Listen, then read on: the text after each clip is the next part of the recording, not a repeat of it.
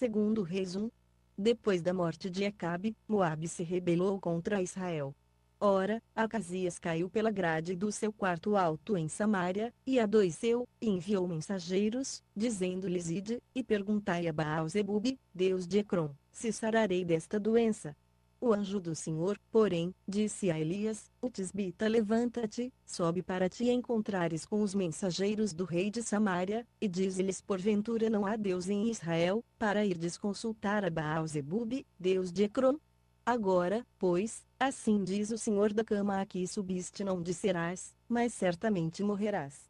E Elias se foi. Os mensageiros voltaram para Acasias, que lhes perguntou: Que há, que voltastes? Responderam-lhe eles: Um homem subiu ao nosso encontro, e nos disse: Ide, voltai para o rei que vos mandou, e dizei-lhe: Assim diz o Senhor: Porventura não há Deus em Israel, para que mandes consultar a Baal-zebube, Deus de Ecrom? Portanto, da cama a que subiste não descerás, mas certamente morrerás. Pelo que ele lhes indagou qual era a aparência do homem que subiu ao vosso encontro e vos falou estas palavras, responderam-lhe eles: Era um homem vestido de pelos, e com os lombos cingidos de um cinto de couro. Então disse ele a Elias, o tisbita. Então o rei lhe enviou um chefe de 50, com os seus 50. Este subiu a ter com Elias, que estava sentado no cume do monte, e disse-lhe: Ó homem de Deus, o rei diz: Desce. Mas Elias respondeu ao chefe de 50, dizendo-lhe: Se eu, pois, sou homem de Deus, desça fogo do céu, e te consuma-te aos teus 50. Então desceu fogo do céu, e consumiu a ele e aos seus 50. Tornou o rei a enviar-lhe outro chefe de 50 com os seus 50. Este lhe falou, dizendo ao homem de Deus: Assim diz o rei: Desce depressa. Também a este respondeu Elias: Se eu sou homem de Deus, desça fogo do céu, e te consuma-te aos teus 50. Então o fogo de Deus desceu do céu, e consumiu a ele e aos seus 50. Ainda tornou o rei a enviar terceira vez um chefe de 50 com os seus 50.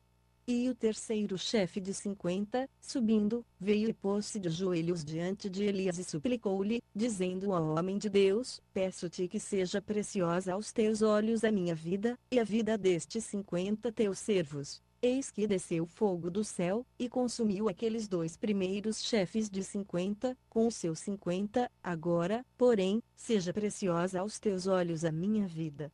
Então o anjo do Senhor disse a Elias: Desce com este, não tenhas medo dele. Levantou-se, pois, e desceu com ele ao rei.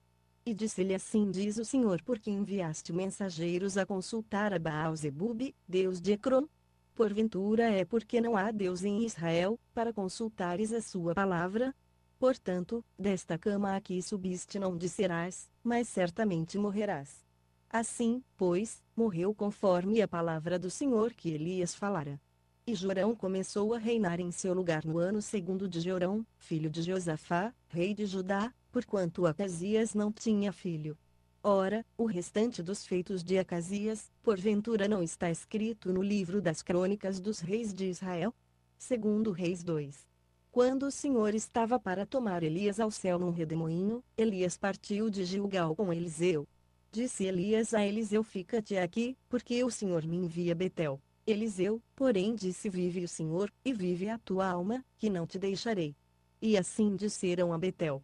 Então os filhos dos profetas que estavam em Betel saíram ao encontro de Eliseu, e lhe disseram: Sabes que o Senhor hoje tomará o teu senhor por sobre a tua cabeça. E ele disse: Sim, eu o sei, calai-vos. E Elias lhe disse a Eliseu: Fica-te aqui, porque o Senhor me envia a Jericó. Ele, porém, disse: Vive o Senhor, e vive a tua alma, que não te deixarei. E assim vieram a Jericó. Então os filhos dos profetas que estavam em Jericó se chegaram a Eliseu, e lhe disseram: Sabes que o Senhor hoje tomará o teu senhor por sobre a tua cabeça. E ele disse: Sim, eu o sei, calai-vos.